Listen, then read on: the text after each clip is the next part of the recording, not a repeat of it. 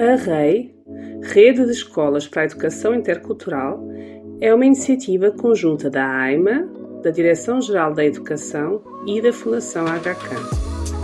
É uma plataforma de trabalho e de aprendizagem cooperada de escolas que se comprometem com a educação intercultural, nas dimensões da cultura organizacional e governança, das aprendizagens e currículo e da relação com a comunidade.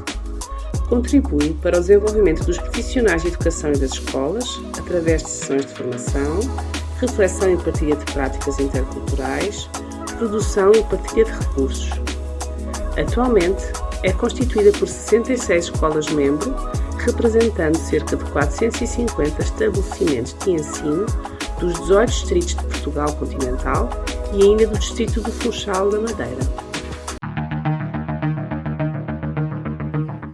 As curtas de inspiração são uma das dinâmicas promovidas pela Rede de Escolas para a Educação Intercultural.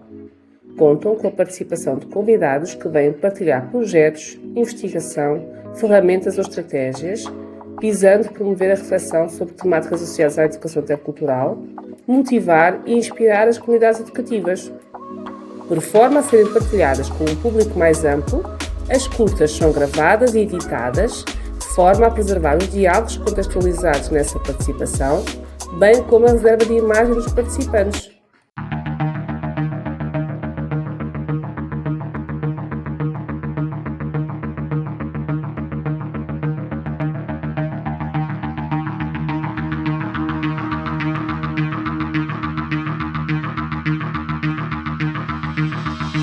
Esta rede ser um espaço de partilha profissional, de crescimento coletivo, um crescimento de construção de uma escola cada vez mais justa, uma escola mais inclusiva e centrada sempre nos direitos de todos. É esse o valor e o sinal da beleza da REI. Portanto, vamos fazer hoje esta reflexão.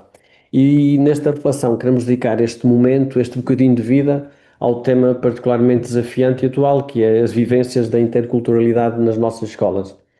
Mais de reconhecer esta diversidade, portanto, como uma realidade presente nas nossas escolas, nas nossas comunidades educativas, importa compreendê-la como uma dimensão estruturante e, acima de tudo, uma ação pedagógica. Esta é a beleza também da questão da interculturalidade, que exige intencionalidade educativa, requer práticas consistentes de meditação cultural, de construção, de pertença, de promoção e do sucesso de todos, independentemente da origem, da língua ou do percurso que cada um faz.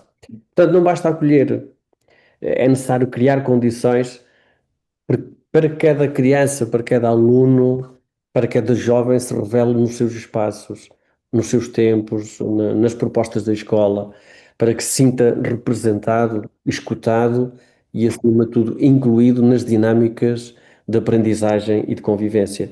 E isto é que torna também esta questão tão bela hoje nas nossas escolas.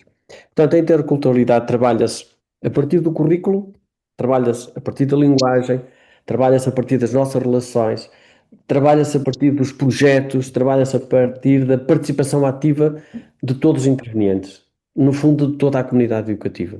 E exige por isso um compromisso pedagógico e profundo, que desafia, que obriga, que reflete e que reconfigura práticas e a colocarmos sempre verdadeiramente os alunos no centro. Para nos ajudar, porque eu hoje não fui convidado para fazer esta intervenção, portanto, para nos ajudar a aprofundar esta reflexão, este caminho tão belo, temos connosco dois convidados muito especiais. E deixai-me vincar isto, especiais porque disseram logo sim aos contributos que nos vão dar hoje, à Micole e ao Ricardo. Micole e Ricardo, muito, muito obrigado, a quem agradecemos desde já a vossa generosidade, a vossa presença, acima de tudo, a partilha dos vossos saberes e experiências. Que esta curta, e termino já, seja de facto um momento breve, mas carregado de significado e seja significativo para todos. Que nos inspire, que nos desafie e continuar a construir nas nossas escolas comunidades verdadeiramente inclusivas, onde a diversidade não seja apenas reconhecida, mas que seja promovida como valor educativo e que seja um alicerce de uma cidadania cada vez mais ativa e responsável. Miguel, Ricardo, muito, muito obrigado. Eu termino, só queria terminar também dar voz a quem está na construção deste momento, às minhas colegas que se apresentam de uma forma muito, muito breve e seguidamente a Margarida usará da palavra. Bem-aja a todos, bem-vindas e obrigado por este bocadinho, pelo vosso tempo e pelo caminho que fazemos juntos. Ora, então, boa tarde a todos. O Amadeu é fantástico, realmente, e podia ter continuado, porque realmente tem esta maneira muito empática e acolhedora de nos receber a todos, e ainda bem, e é um gosto tê-lo na equipa da REI, na equipa técnica da REI, connosco. Nós hoje temos realmente, conforme o Amadeu disse, temos muitos participantes, portanto, temos muitas pessoas, temos pessoas que já são das escolas da REI, mas também temos pessoas aqui a participar nesta terceira curta deste ano que não são das escolas da REI, que são de outras escolas, e temos pessoas que não são de escolas. E, portanto, a todos aqueles que já sabem como as curtas funcionam, como é habitual, portanto, em duas partes, como eu já vou dizer, aqueles que é a primeira vez que estão a participar e que também é conveniente que saibam o que é a REI, eu tenho aqui algumas notas, não é? Portanto, como o Amadeu já disse, a REI é a Rede de Escolas de Educação para a Educação Intercultural e é uma iniciativa conjunta da AIMA, da Agência para a Integração, Migrações e Asilo, da Fundação HCAM e da DGE, da Direção-Geral da Educação. Depois, então, nós vamos nos apresentar, os da equipa técnica que estamos aqui, e a REI é uma plataforma de trabalho e de aprendizagem cooperada de escolas que se comprometem com a educação intercultural nas dimensões da cultura organizacional e da governança, das aprendizagens e do currículo e da relação com a comunidade. Contribui para o desenvolvimento dos profissionais que estão nas escolas, portanto, para os profissionais da educação, através de formação, sessões de formação, de reflexão, de partilha e de co-construção, muito dessa reflexão que leva às práticas e, portanto, a produção e a partilha de recursos que são muito úteis também nas escolas. Atualmente, constituem a REI 66 escolas, às quais nós chamamos de escolas-membro, e representam cerca de 450 estabelecimentos de ensino dos 18 distritos de Portugal, incluindo o Funchal, a Madeira. Tal como o Amadeu disse, o tema desta curta é este, vivências de interculturalidade na escola.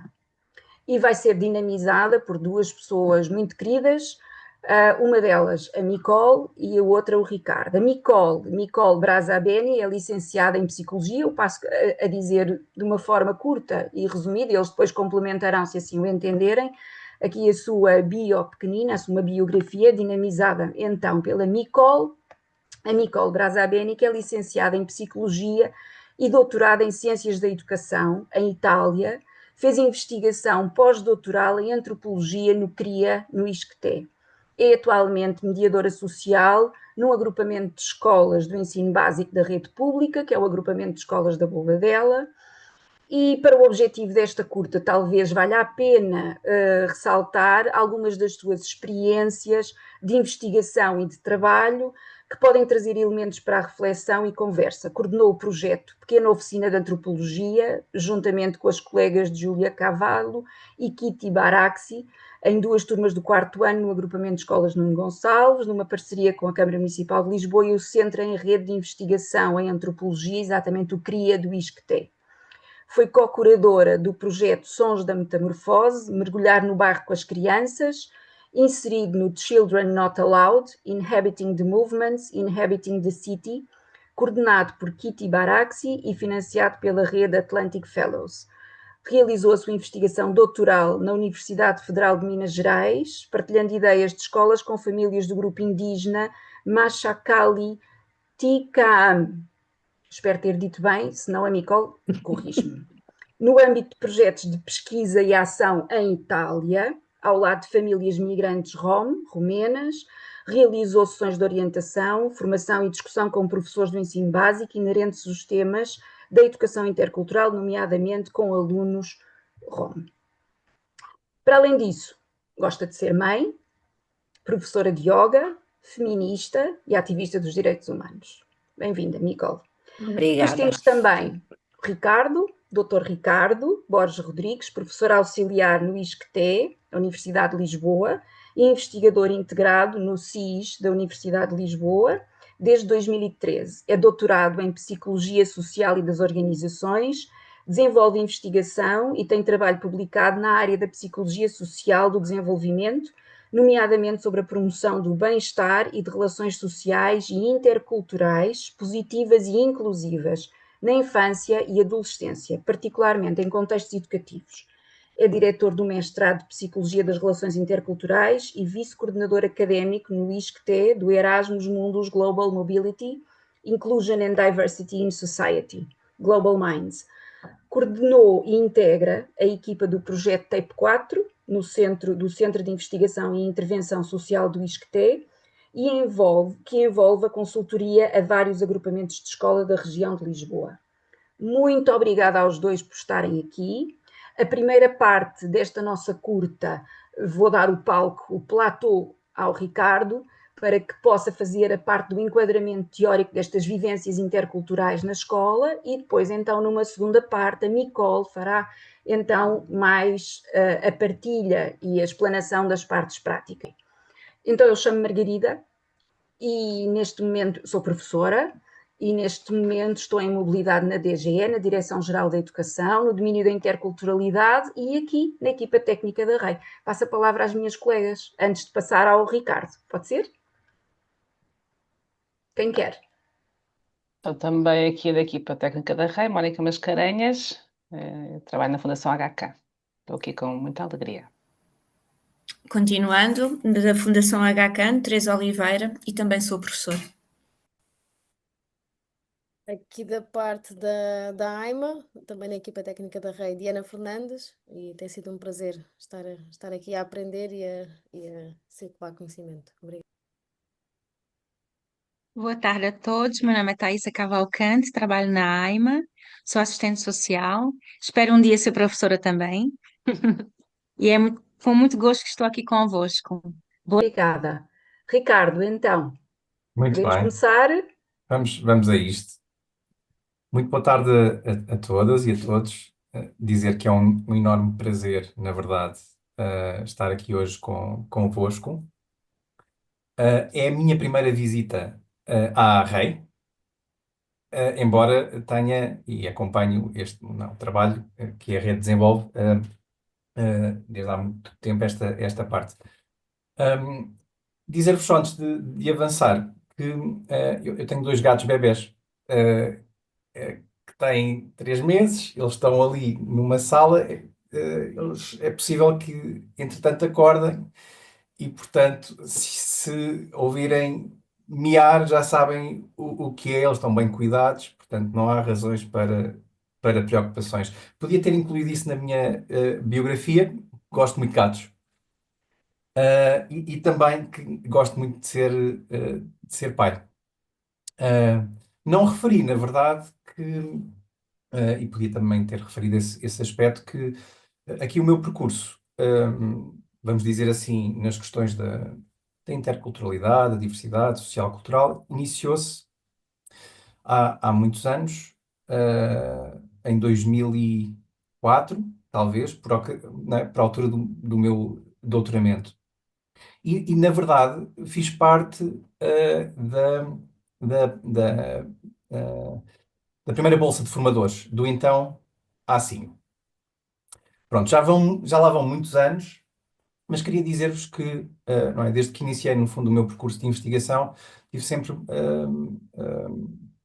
muita vontade não é, de manter um pé na intervenção. E, portanto, ter esta oportunidade, no fundo, de estar aqui hoje com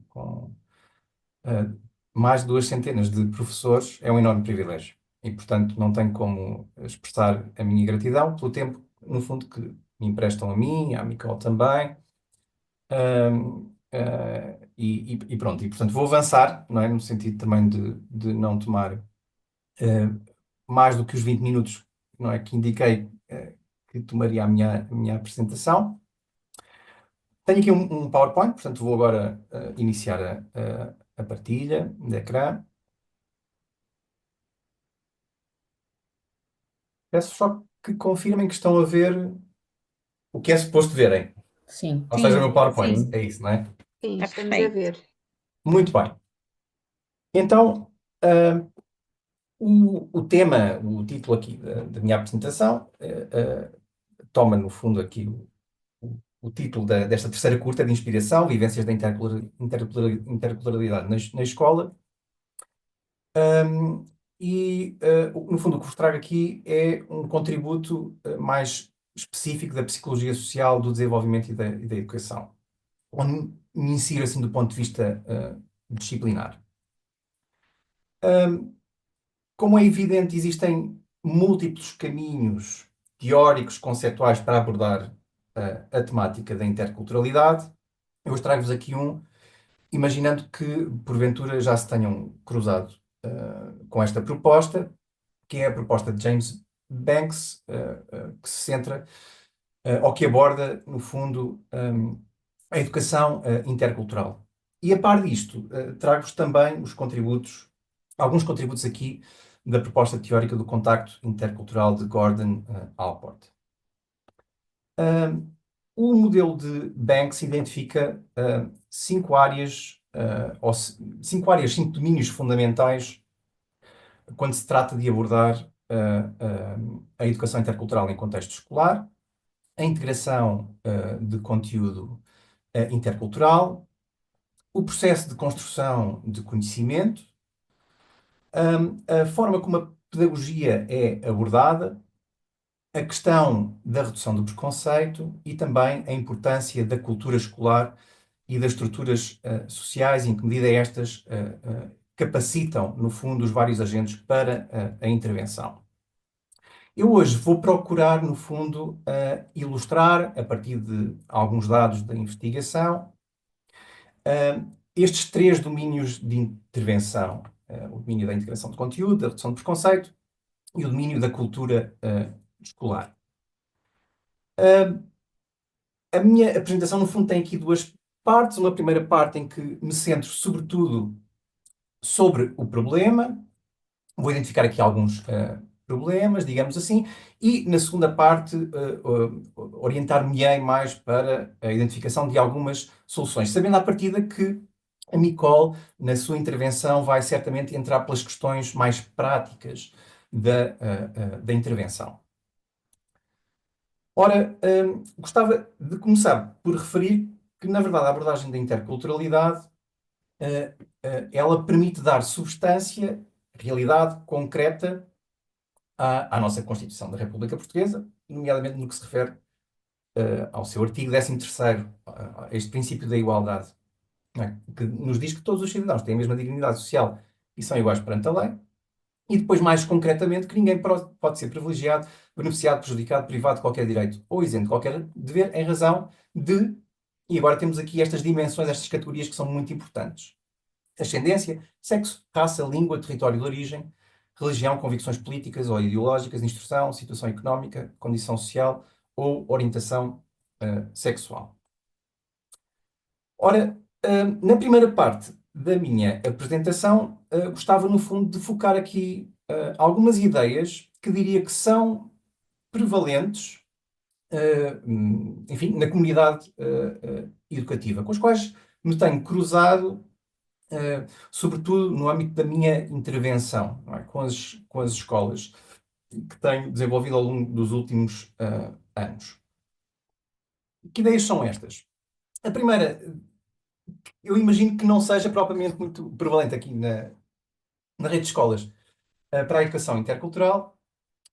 A primeira ideia de que a diversidade social e cultural não é uma questão de que as escolas tenham que se ocupar, ou que não é uma das questões mais importantes.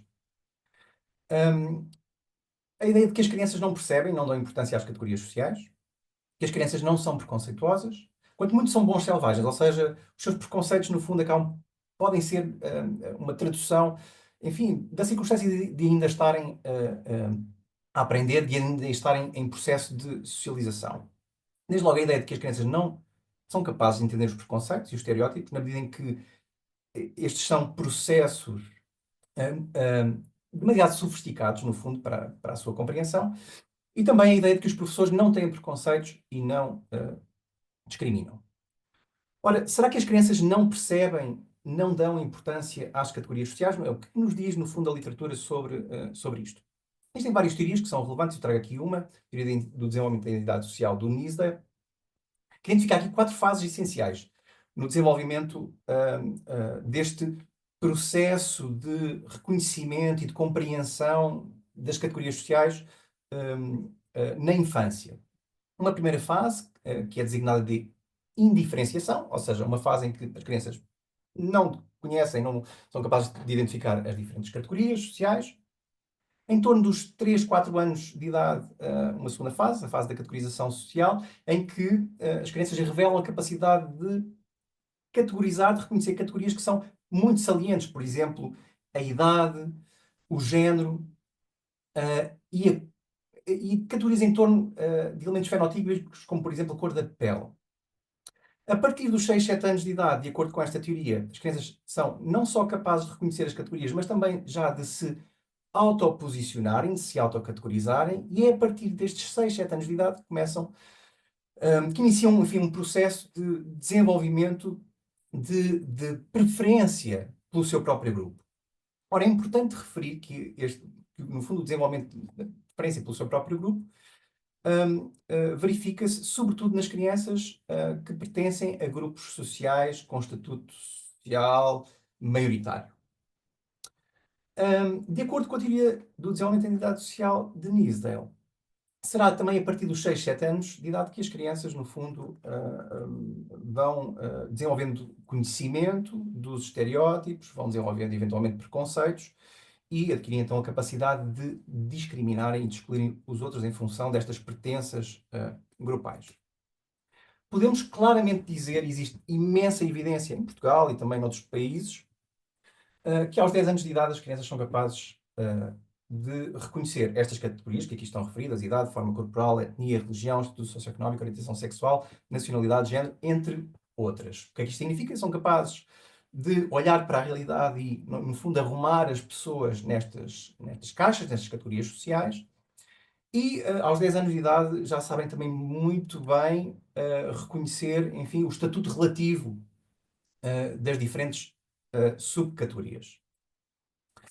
Gostava agora aqui e a título ilustrativo, de me focar no caso específico do racismo, justamente para ilustrar aquilo que as crianças são, então, capazes de fazer.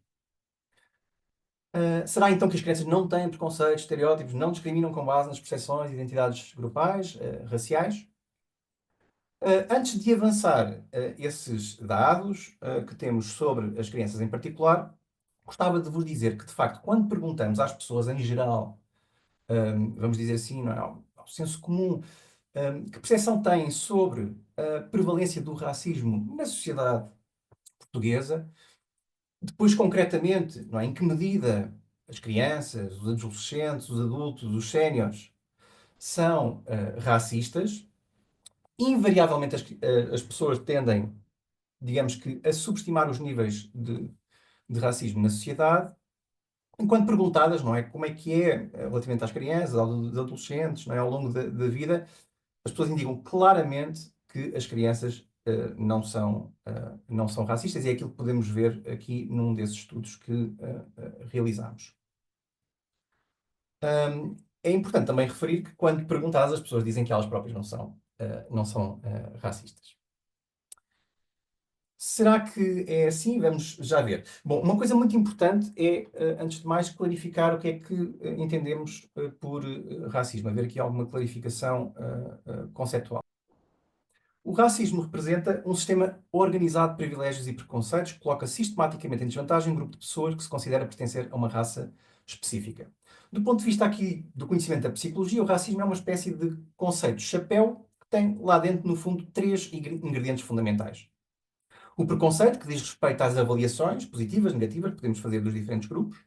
Os estereótipos, que dizem respeito às crenças que temos sobre aquelas que são as características, eventualmente as características dos diferentes grupos sociais.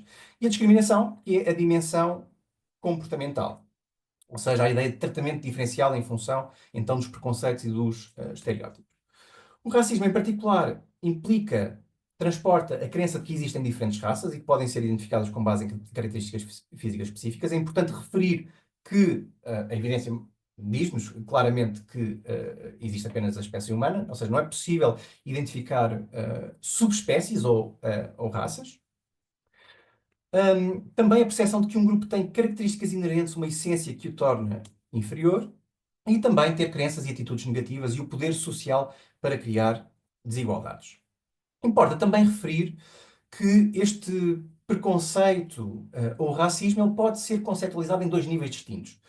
Preconceito, um nível mais explícito, digamos assim, em que conseguimos claramente identificar que estamos perante, enfim, avaliações preconceituosas, as próprias pessoas têm, enfim, consciência das suas atitudes, designamos esse tipo de preconceito racial explícito, e uma outra forma de preconceito, designada de preconceito racial implícito, que, embora sendo muito prevalente, ela não implica necessariamente, e muitas vezes não implica a consciência por parte daquelas que tenham este tipo de preconceito. É um preconceito muito mais automático e difícil de controlar e de identificar.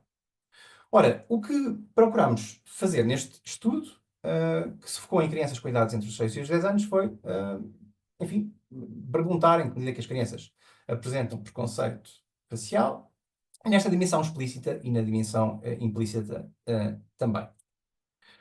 Para tal, utilizámos, enfim, avaliámos as atitudes raciais das crianças com recurso a dois instrumentos distintos.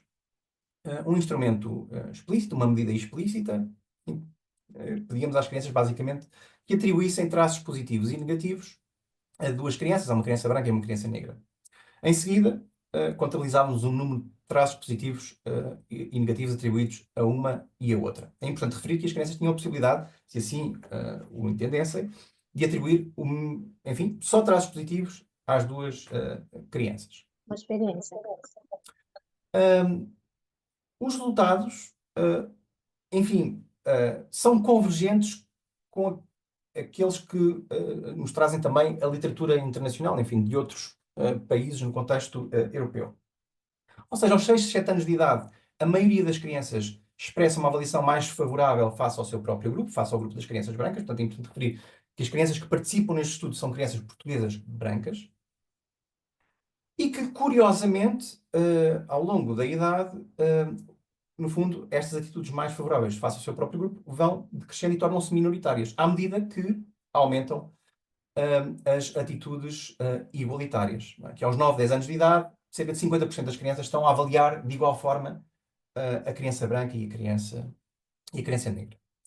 Ora, era importante saber até que ponto é que este decréscimo do preconceito racial explícito é um decréscimo efetivo, real, ou se, na verdade, ele podia refletir conhecimento da norma antirracista por parte das crianças, ou seja, no fundo, que elas estariam a fazer aquilo que sabemos que os adultos fazem, que é em contextos, em circunstâncias públicas, esconder o seu preconceito racial. Ora, para sabermos, não é? Para conseguirmos responder esta pergunta, utilizamos então uma segunda medida, ou um segundo instrumento que permite avaliar um preconceito racial, mas aqui na sua dimensão implícita. Não vou entrar agora aqui em grandes detalhes para não demorar mais a explicação. Trata-se de um teste de associações implícitas que implica basicamente uma tarefa ao computador. É pedido às crianças que classifiquem o mais rápido que conseguirem, utilizando duas teclas no teclado, classifiquem fotografias de crianças brancas e negras que aparecem no centro do ecrã e caras contentes e tristes. A ideia é de que, realizando esta tarefa em dois contextos, um contexto designado contra-estereotípico e um contexto estereotípico, em que as associações entre as caras, as fotografias da criança branca e negra e as caras felizes e tristes, esse emparelhamento, ele muda. A ideia é de que, quanto mais preconceito implícito as crianças tiverem, mais rápidas vão ser a responder, a classificar, não é, muito rapidamente as fotografias no contexto estereotípico do que no contexto contra-estereotípico. Portanto, isto para dizer o quê? Para dizer que as crianças não têm forma, no fundo, de de gerir aqui a sua resposta, de esconder, no fundo, aquele que pode ser o seu preconceito racial. Ora, e o que é que nos mostram então os resultados? Aos 6, 7 anos de idade encontramos exatamente o mesmo padrão. A maioria das crianças expressa uma avaliação mais favorável face ao seu próprio grupo.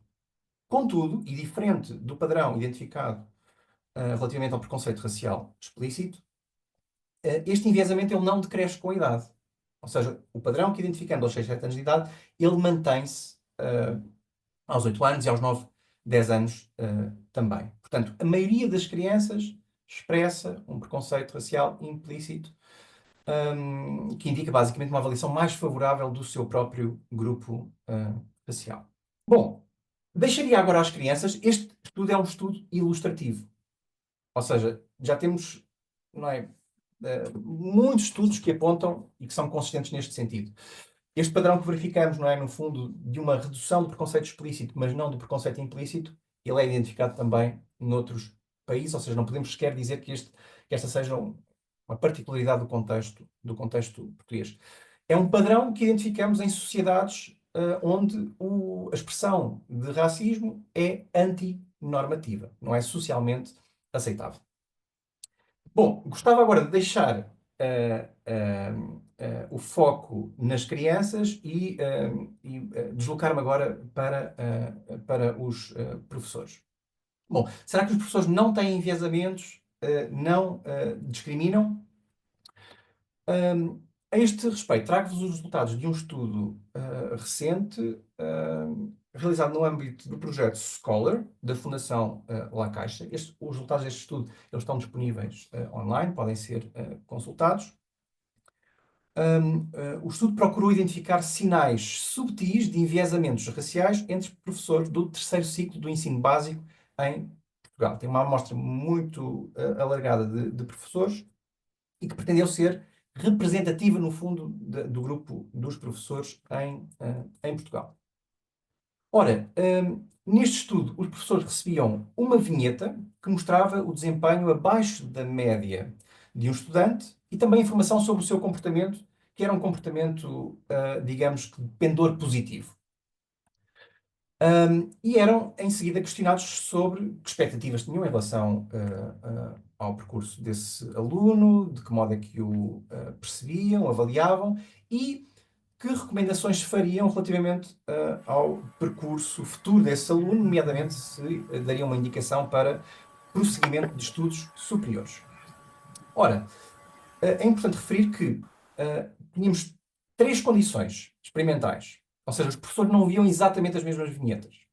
1/3 dos professores recebeu uma vinheta que incluía a fotografia de um estudante branco, outro terço uma vinheta com a fotografia de um estudante negro e outro terço uma vinheta sem qualquer fotografia.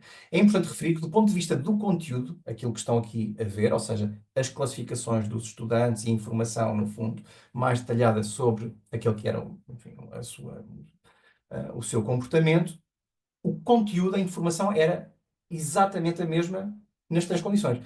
Variava apenas a fotografia do estudante. Ora, de uma forma muito breve, que resultados foram então observados? Bom, primeiro, entre os professores que consideraram o comportamento do estudante como sendo particularmente positivo, o estudante branco tinha mais probabilidades de ser direcionado para a via de acesso à universidade do que o estudante negro. Também, os professores consideraram a dimensão negativa, o desempenho abaixo da média, do ponto de vista das classificações, como sendo mais importante para a apreciação, para a avaliação do estudante negro do que para o estudante branco. Quer dizer que, na avaliação do estudante branco, no fundo, dão um pouco mais de peso à dimensão do comportamento. E, por fim, verifica-se que os professores inexperientes revelam um enviesamento positivo subtil face a estudantes brancos nos 3 aspectos avaliados, ao nível das expectativas, da avaliação do comportamento e também das recomendações para o prosseguimento de estudos superiores.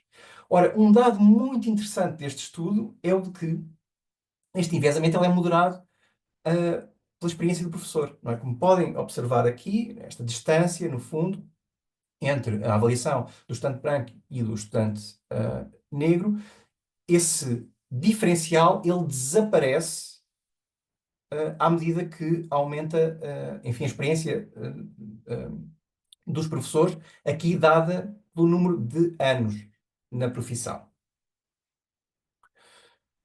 Muito bem. Se as crianças e os professores percebem e usam as categorias sociais e podem aprender preconceitos e estereótipos e discriminar, será possível intervir, prevenir. Pronto, não vos queria deixar aqui só na depressão, não é?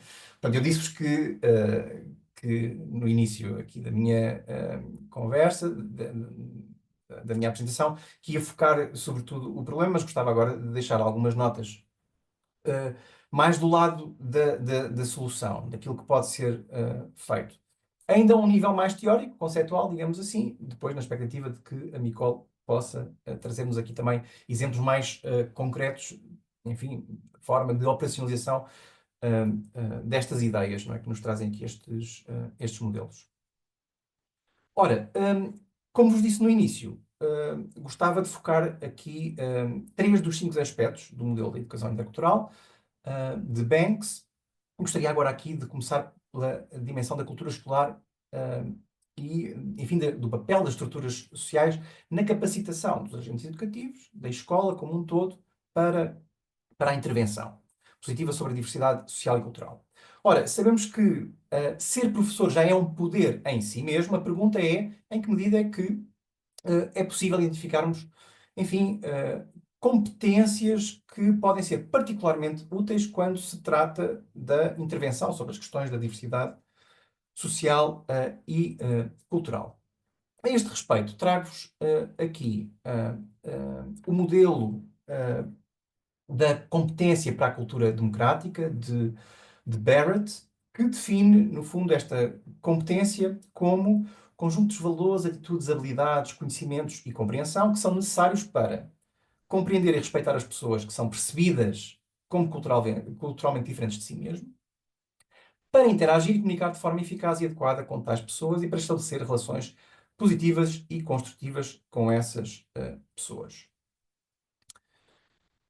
O Martin Barrett traz-nos este modelo, no fundo, que identifica estas 4 dimensões: valores, atitudes, capacidades, conhecimento e entendimento crítico. Agora não vou aqui detalhar cada uma das subdimensões destas 4 dimensões, mas apenas a título ilustrativo. Quando falamos aqui da dimensão dos valores, temos, por exemplo, a importância da valorização da dignidade humana e dos direitos humanos, ou a valorização da diversidade cultural. Ao nível das atitudes, a importância da abertura à diversidade cultural e outras crenças e visões do mundo. Por exemplo, também aqui a importância da tolerância para com a incerteza. Não sabemos exatamente, não é? Como são as coisas, digamos assim, ou seja, temos esta capacidade para tolerar o não saber, não perceber exatamente. Ao nível das capacidades, por exemplo, a importância da escuta e observação, da empatia, da flexibilidade e adaptabilidade, a importância da resolução de conflitos. E, finalmente, ao nível do conhecimento e entendimento crítico, a importância do conhecimento e compreensão crítica de si, conhecimento e entendimento crítico sobre linguagem e comunicação, etc. Bom, a este respeito, trazia-vos aqui um breve apontamento empírico que resulta aqui deste estudo que foi financiado pela Fundação para a Ciência e Tecnologia, o CLAV. Neste estudo, em concreto, participaram 312 professores, com idades entre os 24 e os 67 anos de idade, maioritariamente com nacionalidade e origem portuguesa, e em média há 23 anos na profissão.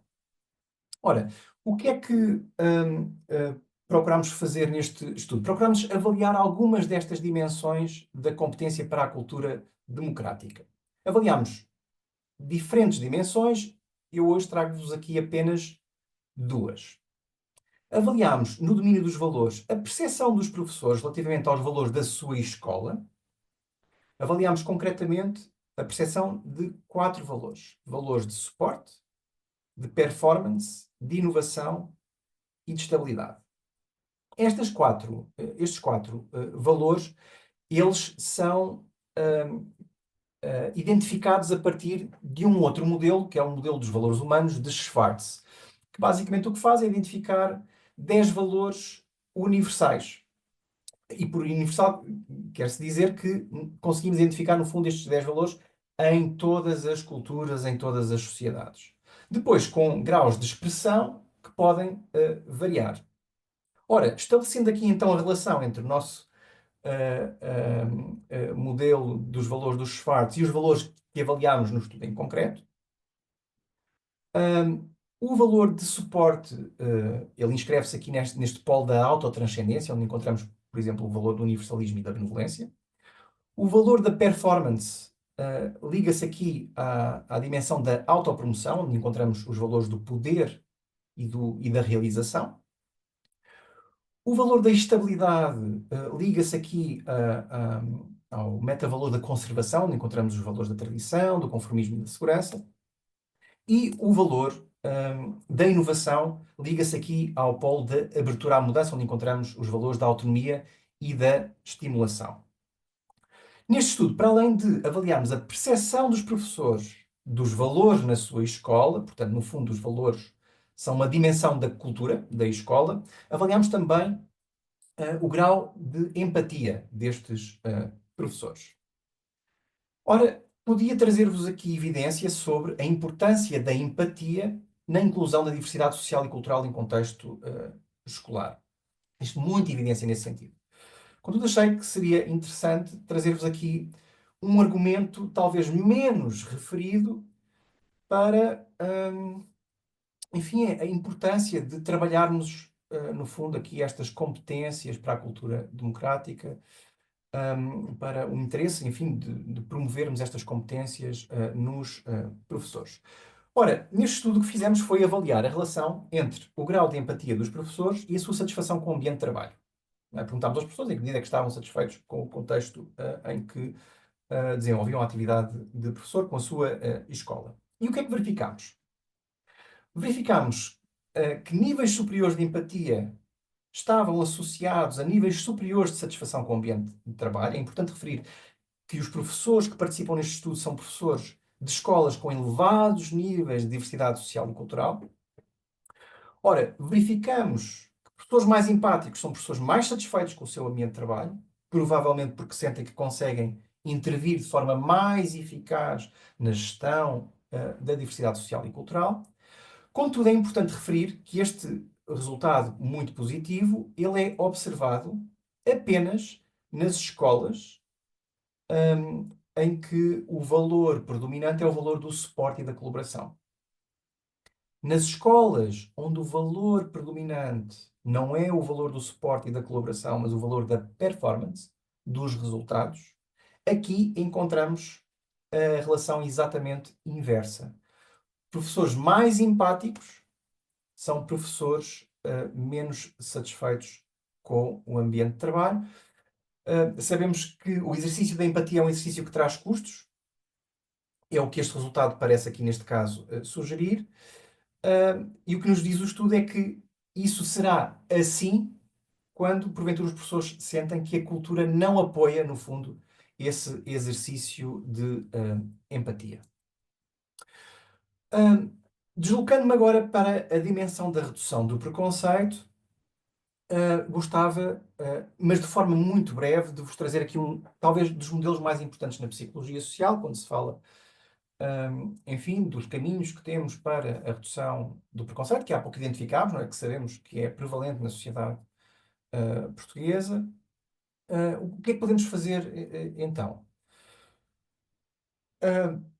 O modelo de Kurzgesagt, que é o modelo ou a hipótese do contacto intergrupal de Gordon Allport, no fundo diz-nos que no contacto intergrupal reside uma chave para a redução do preconceito, para a desconstrução de estereótipos, para a redução da exclusão e da discriminação. E nesta imagem aqui, Allport depois também diz outra coisa, diz: e os efeitos positivos do contacto, temos, não é, no fundo, as crianças em interação, os professores em interação com a diversidade social, cultural, que esses efeitos são especialmente potentes quando observamos um conjunto de circunstâncias ou de variáveis que o Allport designa como fundo aqui nesta, estão aqui no fundo refletidas nesta imagem, e vou agora identificá-las.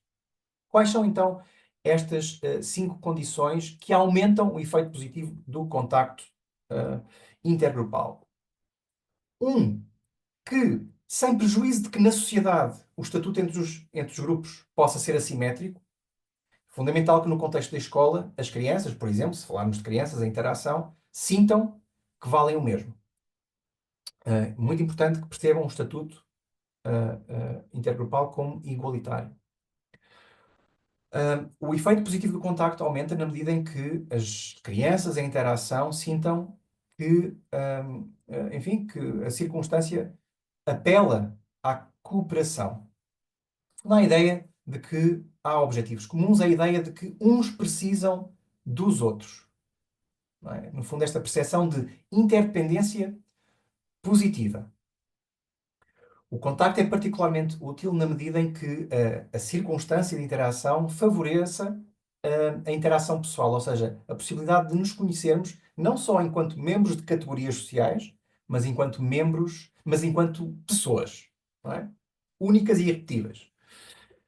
E, finalmente, muito importante, que se falarmos de crianças que estão em interação, que elas sintam que essa interação é apoiada pela instituição, neste caso pela escola, pelos professores, pelos vários agentes educativos, pelos pais, pela comunidade em geral.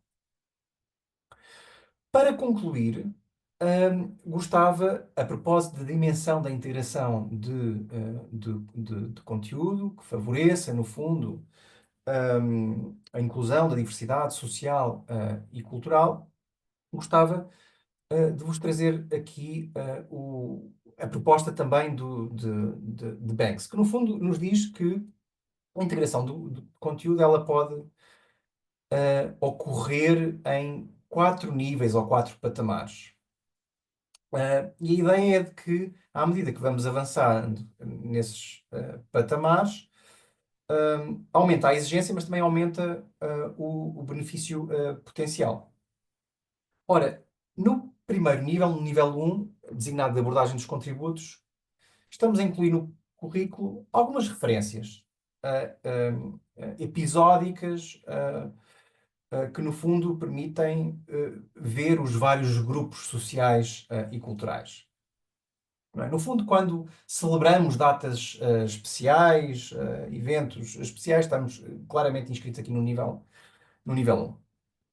No nível 2, designado de abordagem aditiva, incluímos no currículo informação já mais detalhada sobre os vários grupos sociais e culturais em presença. Mas ainda sem perguntar sobre qual é a relação entre esses grupos do ponto de vista do poder. Ora, esse questionamento ele surge no nível 3, designado aqui de abordagem transformadora. Neste terceiro nível, trazemos não só para o currículo conhecimento sobre os vários grupos sociais e culturais, fazemos perguntas sobre o poder, sobre eventuais assimetrias, e procuramos, enfim, com os alunos, desenvolver uma perspectiva crítica sobre o currículo. No terceiro nível, no quarto nível, no último nível, designado aqui de abordagem de intervenção social, o que procuramos é, com os estudantes, desenvolver ações capazes de transformar, desde logo, enfim, a sala de aula, a escola e, finalmente, a sociedade. Não é? A partir desta perspectiva crítica sobre as relações entre os grupos sociais. Para concluir, espero que nestes breves apontamentos aqui que vos trouxe, enfim, de alguma da investigação que tenho desenvolvido com muitos colegas ao longo dos últimos anos, que, de facto, algumas destas ideias que são prevalentes na comunidade educativa e que, no fundo, o que nos dizem é que não existe propriamente um problema. E, portanto, se não nos ocuparmos das questões da diversidade social e cultural, da inclusão, que tudo estará bem, não é? Que de facto enfim, permita perceber que não é exatamente, assim, não é? Ou seja, que no fundo estas ideias são mitológicas, não é? E, portanto, precisamos de desconstruir. E sendo certo que nesta minha apresentação não trouxe aqui exemplos mais práticos dos modos, das formas, no fundo, de poder contribuir para a inclusão da diversidade social e cultural em contexto escolar, em contexto educativo, não queria deixar de assinalar que, de facto, estão em curso, enfim, várias iniciativas, vários programas de que a Rede de Escolas para a Educação Intercultural é um exemplo maior. Portanto, já muito se faz, importa apoiar, reforçar, no fundo, essas iniciativas, essas redes, sabendo que muito há ainda para fazer. Termino agradecendo mais uma vez muitíssimo o vosso convite para estar aqui hoje convosco nesta curta e pronto, e espero ter trazido aqui eventualmente alguma inspiração adicional para a inspiração, que eu sei que é certamente uma característica muito importante aqui da Rede de Escolas para a Educação Intercultural. Muito obrigado. Muito obrigada, Ricardo, foi realmente muito rico e Obrigada. muito consciencializador realmente do nosso papel enquanto professor, não é? Deste olhar que tem que ser mais do que apenas mais um na escola, mas mesmo de intervenção e perceber que somos capazes de aprender e que se tivermos essa vontade e quisermos, vamos conseguir sem dúvida ser diferentes e contribuir para a aprendizagem e para promover ambientes mais saudáveis e mais equitativos, não é? Muito obrigada. Mas agora, neste momento, eu passava a Micole. Pode ser, Micole? Boa tarde. Então, bom, obrigada já pelo convite, obrigada, Ricardo, que fizeste esse enquadramento e eu vou tentar trazer algumas práticas que é uma espécie de coletânea. A minha ideia foi, vou colecionar aqui nessa conversa algumas práticas, algumas vivências que, como já disse o Ricardo, estão a ser conduzidas, estão a ser experimentadas aqui em Portugal, outras que eu experimentei na Itália, de onde sou originária, e também no Brasil, e aqui também em Portugal, mas a ideia é de fazer uma coletânea, algumas delas vocês já devem conhecer, mas é para podermos também reconhecermos, não é, nestas práticas que já existem ou que podemos ainda imaginar, para enriquecermos os nossos imaginários de professores, professoras, técnicos e técnicas. No meu caso, eu sou técnica mediadora numa escola, e educadores de forma geral. Eu queria começar porque acho que qualquer prática tem uma inspiração teórica por trás, né, e metodológica. Queria trazer, são várias as ideias, digamos assim, inspiradoras que eu queria trazer aqui hoje, mas vou começar por uma que sempre me deixou muito instigada e acho que pode ser, digamos assim, explosivas em termos das várias possibilidades que ela oferece. E se me permitem, vou ler, vou ser muito rápida, que é uma parte inicial mesmo do discurso, que também se tornou um pequeno livro, de uma autora, que é uma autora nigeriana, que é Chimamanda Ngozi Adichie, espero que se pronuncie assim, e que é O Perigo de uma História Única. E vou citá-la. Sou uma contadora de histórias e gostaria de contar a vocês algumas histórias pessoais sobre o que gosto de chamar o perigo da história única. Passei a infância num campus universitário no leste da Nigéria. Minha mãe diz que comecei a ler aos 2 anos de idade, embora eu ache que 4 deve estar mais próximos da verdade. Me tornei leitora cedo, e o que eu lia eram livros infantis britânicos e americanos. Também me tornei escritora cedo. Quando comecei a escrever, lá pelos 7 anos de idade, textos escritos a lápis, com ilustrações feitas com giz de cera, que minha mãe pobre era obrigada a ler, que minha pobre mãe era obrigada a ler, escrevi exatamente o tipo de história que lia. Todos os meus personagens eram brancos, de olhos azuis, brincavam na neve, comiam maçãs e falavam muito sobre o tempo e sobre como era bom o sol ter saído.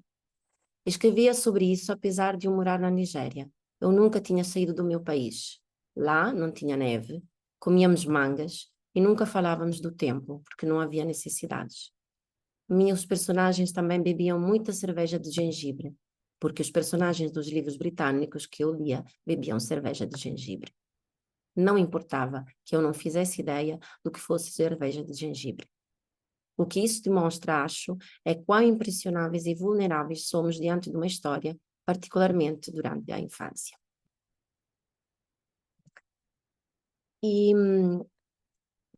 queria partir daqui, porque também isso me permitiu relembrar-me, e depois vou então desdobrar assim esse início, né, partindo dessa citação em várias práticas. Também me lembrei, vocês também devem conhecer, de um experimento que foi feito, uma experiência que foi feita já nos anos 40, que depois começou a ser replicada, da boneca branca e da boneca negra, que foi feito nos Estados Unidos nos anos 40, que um pouco vai, não é, que reflete um pouco o que estava a contar o Ricardo, e dos resultados que essa experiência trouxe foi que crianças negras atribuíam às bonecas negras características mais negativas do que as crianças brancas. E no fim da experiência, a parte mais, digamos assim, impactante e dolorosa era perceber como as crianças negras se apercebiam que a boneca que tinha a cor negra e que era igual a si, tinha características negativas. E quão isso era impactante nestas crianças. Então, como é que isso se pode, como é que essa inspiração, né, dessa primeira leitura da Chimamanda se pode concretizar em algumas experiências nas escolas? Então, a minha ideia é que, como diz, aliás, uma campanha promovida pela Renovar a Monaria no projeto Radica, temos que chamar as coisas pelos nomes e não termos medo de falarmos de racismo, de falarmos de racismo institucional e por isso, racismo nas escolas, e não termos medo de propor pedagogias que sejam transgressoras. Transgressoras, gosto da palavra transgressão, gosto da palavra educação para a libertação, que também já conhecemos vinda do Paulo Freire, a escola como transgressora vindo de uma outra escritora negra que é a Bellux, e pensarmos em escolas, portanto, que possam emancipar todas as crianças, mas em particular crianças que já sofrem, não é, de uma discriminação à partida. Então, tenho aqui alguns pilares que vêm da minha experiência e da experiência de outras pessoas que eu incorporei, não é, na minha. E uma primeira ideia para podermos abordar essas questões do ponto de vista estrutural e não de um ponto de vista só funcional, porque uma outra, digamos assim, ponto de partida que eu queria aqui trazer é a ideia da interculturalidade crítica e não uma interculturalidade funcional. Isto não sou eu que inventei, é uma professora que trabalha na Universidade de Quito, em Equador, Catherine Walsh, que distingue interculturalidade relacional, funcional da crítica. As primeiras duas são duas abordagens que não põem em questão a estrutura vigente na sociedade, que não abanam o status quo.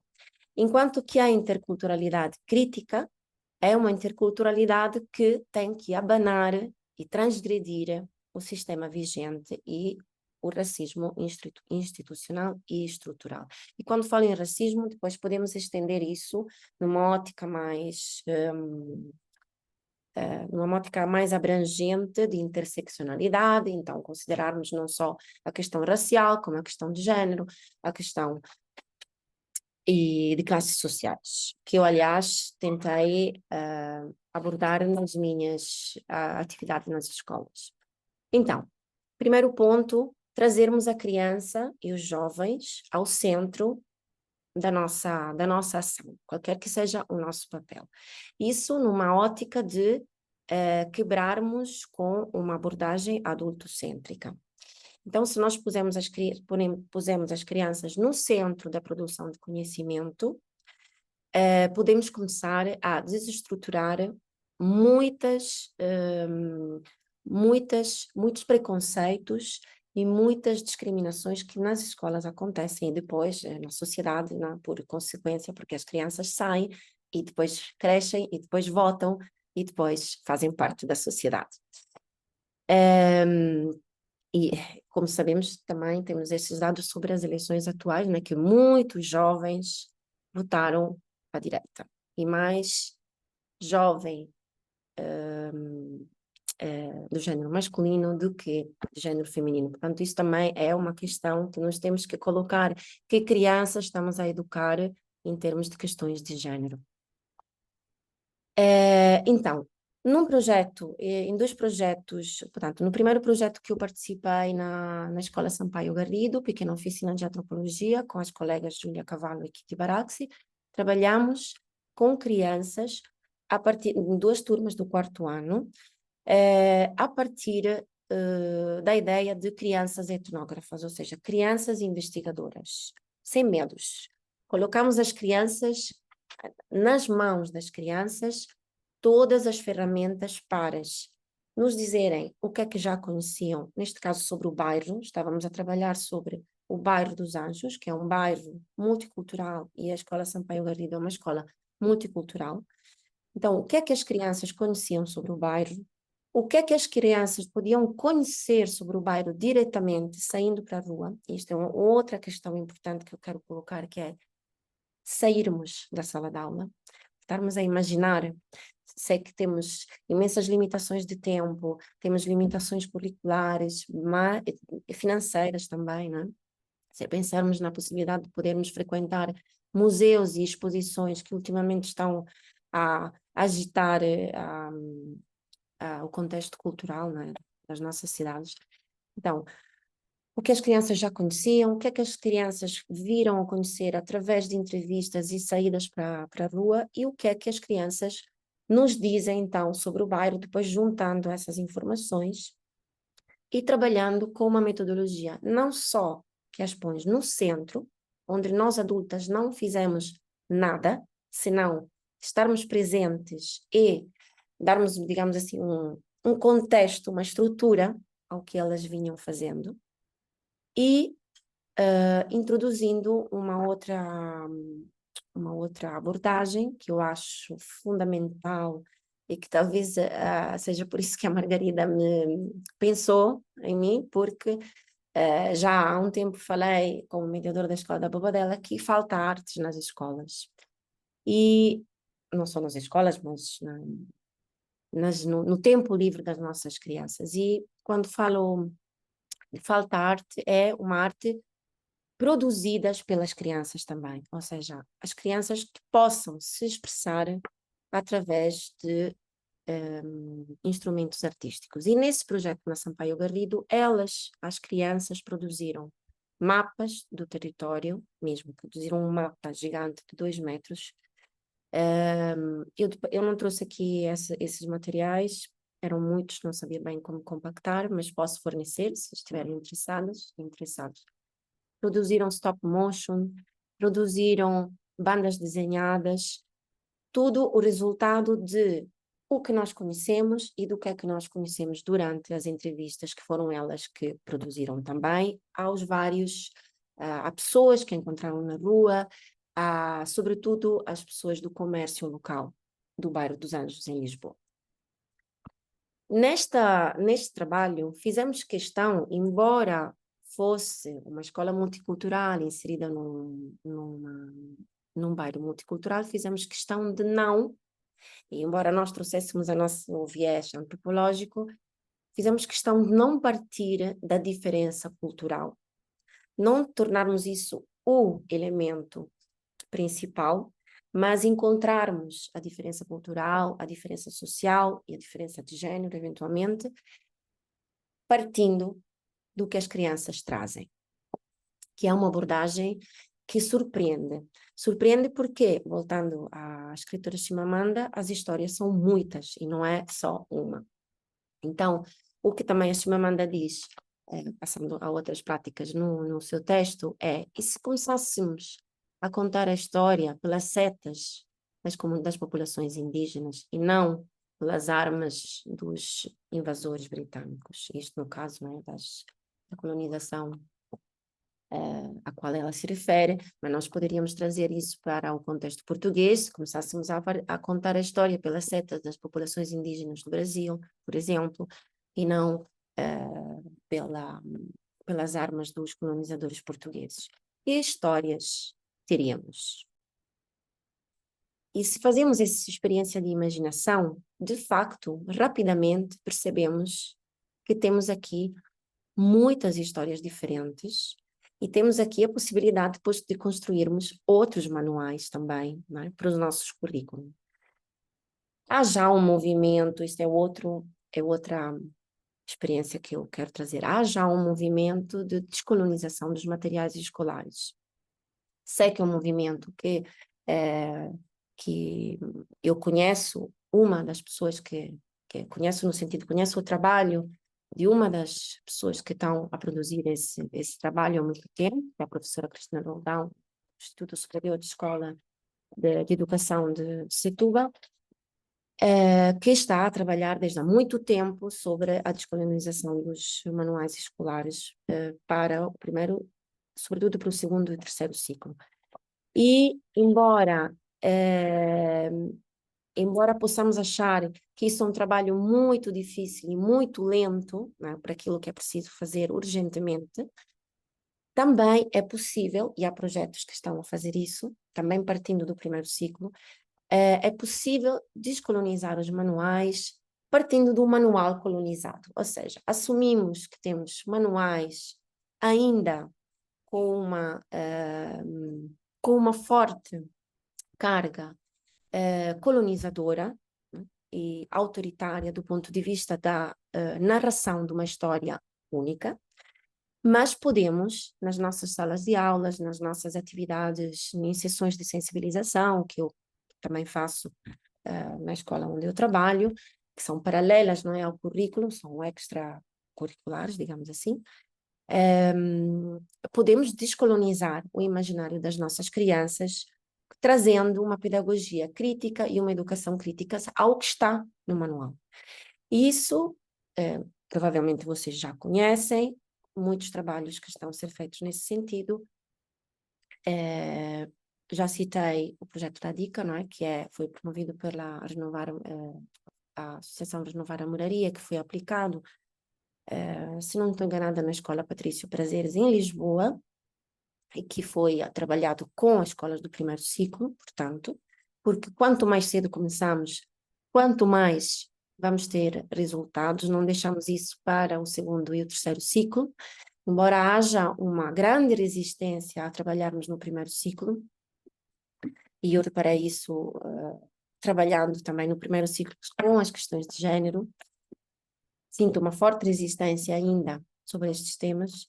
É possível trabalhar a desconstrução de manuais, pondo, mais uma vez, ao centro as crianças, colocando a criança num projeto em que seja promovida a horizontalidade e a autoria das crianças e o trabalho coletivo, que é uma outra dimensão que eu acho que é preciso recolocar nas nossas turmas e nos nossos trabalhos como educadores, mediadores e professores e professoras. O trabalho coletivo dá um grande trabalho, faz perder muito tempo, sim, parece que não dá resultados imediatos, parece muito dispersivo, parece que cria o caos, parece que é desrespeitador de uma autoridade, não é, autoral, que é a autoridade do professor e da professora, mas produz extremos, produz resultados incríveis, incríveis. Isto porque as crianças falam e as crianças se expressam e as crianças trazem para a mesa todos os seus preconceitos, todas as suas discriminações que se vão acumulando ao longo do tempo. Quando eu digo que eu gosto de ser mãe, eu observei isso também com a minha filha, que é uma criança branca, de classe média, não? Então temos que pensar, e europeia, temos que pensar nas escolas como lugares de escolas produzidos para crianças brancas, de classe média e europeia. Então, como é que descolonizamos o imaginário destas crianças? Porque, imaginemos, voltando um pouco à ideia das crianças, né, negras que não se identificam com bonecas negras, mas as quais têm caracterizações negativas. Se nós, nas nossas aulas, nas nossas intervenções, trabalhamos oferecendo às crianças a possibilidade de se auto-reconhecerem na história que estamos a contar, a criança fala. E a criança se auto-identifica. E a criança se expressa. A criança perde, inclusive, eventualmente, aquela reticência, aquela apatia, aquela não vontade de estar na sala de aula. E penso aqui também ao que trazemos como estatística de desistências, insucesso escolar das crianças, por exemplo, afrodescendentes, vindo das assim chamados PALOP, não é? Ou de crianças rom-ciganas, com as quais eu também trabalhei na Itália. Então, se nas nossas escolas nós não temos materiais, não temos oferta de leituras outras que não sejam a nossa, branca, europeia e de classe média, como uma criança que vem de uma outra cultura, que vem de um outro país, que vem com uma língua diferente. Uma criança cigana, por exemplo, que em todo o mundo, não é só aqui em Portugal, é discriminada. Aliás, eu acho que é o grupo, né? São as, digamos assim, é a minoria mais discriminada no mundo. Como é que estas crianças ficam na escola e querem aprender? Se não Olha, se Nicole, encontram. desculpa, Nicole, posso te interromper? Nós Certo. temos mesmo que terminar a horas. Eu sei que todos nos alongámos um bocadinho desde o início até agora, mas dou-te mais uns 3 minutos, pode ser? Uau, certo, ok. Desculpa. Então, vou fazer o resumo. Portanto, o resumo das práticas que eu acho que é importante trazer. Primeiramente, a criança no centro da aprendizagem. Trazer histórias outras nas nossas turmas e, portanto, trazer livros de autores e autoras que não são europeus, que não são brancos e que não são de classe média. Trazer outras perspectivas nas nossas turmas, e isso é possível fazer, tem muito material, tem muitos projetos, é só descolonizarmos também o nosso imaginário como educadores, sem ter medo de perdermos a nossa autoridade. E podemos trazer práticas não segregadoras, ou seja, práticas tentando que a nossa prática não seja retirar, que isso foi como aconteceu, por exemplo, nas práticas com as crianças ciganas, e que acho que se reproduz muito, é retirar as crianças outras, diferentes das turmas, para o seu bem, para serem, digamos assim, completadas das informações que lhe faltam, da língua que lhe falta, da cultura que lhe falta, de tudo o que falta nestas crianças, mas deixar essas crianças nas turmas e trazer, eventualmente, dentro da turma, se o professor e a professora não conseguem, obviamente, fazer isso tudo sozinho e sozinha, porque isto é um grande desafio, trazer outras figuras que possam coajudar na sala de aula, em todos os ciclos, para que todas as pessoas, todas as crianças possam trabalhar em conjunto com outras histórias, né? Então, trazer autores ciganos, trazer autores vindos afrodescendentes, trazer autores das populações indígenas do Brasil, de todas as, né, para desconstruir a colonização do pensamento que ainda temos nas nossas escolas. Eu tenho... Pronto, é isso. 10 minutos. Obrigada, Nicole. Peço desculpa, mas temos mesmo tempo para cumprir. Eu queria agradecer imenso ao Ricardo e à Nicole e perceber que não há dúvida, a partir do momento em que nos consciencializamos ou que tomamos consciência e temos conhecimento do que podemos fazer e do que pode ser e de como na verdade as coisas acontecem, estas imagens que vamos tendo e aquilo que vamos construindo a respeito de nós mesmos e dos outros, aquilo que depois podemos fazer para o bem do grupo, não é? Da comunidade, e isso é extremamente importante. Eu gostava de passar a palavra também às minhas colegas aqui 2 minutos, à Teresa e à Mónica, e depois, se alguém quiser fazer, penso que ainda conseguimos, se alguém ainda quiser fazer algum comentário ou alguma pergunta, temos 4 minutos. Teresa e Mónica, não sei se gostariam de intervir. Eu gostava, eu sinto-me hiperestimulada com a vossa fala. Não tivemos aqui espaço de diálogo, mas nós levamos todos muitos diálogos internos, estou certa, não é? Eu fiquei bastante impactada, aqui sublinhando algumas coisas que senti com este estudo clave que traz também a ligação entre o desenvolvimento de empatia nos profissionais com o bem-estar, com a satisfação em relação ao seu ambiente de trabalho, não é? E com tudo aquilo que o Ricardo trouxe, que traz com um reforço tão forte como a interculturalidade tem que ser uma abordagem de escola toda. Precisamos de cuidar todos na escola, como é que esta escola de facto é uma instituição que cria a circunstância de inclusão de todos, de direito às aprendizagens, de transformação dos nossos paradigmas, das nossas crenças, das nossas mundivisões que todos trazemos para as interações, não é? E de quão importante é, de facto, a cooperação na escola, a interdependência, os valores que estão na escola presentes, a cultura de escola que defendemos, não é? que trazemos no cotidiano, até a forma como trazemos isto também para o currículo, do nível mais simples, episódico, de mostrar as culturas até a transformar o currículo e esta abordagem de intervenção social. E o que trazia a Nicole, de facto, a importância das histórias que contamos, das narrativas que trazemos, da diversificação das narrativas que trazemos e como é que as escolas podem ser instituições transgressoras, transformadoras, que emancipam todos.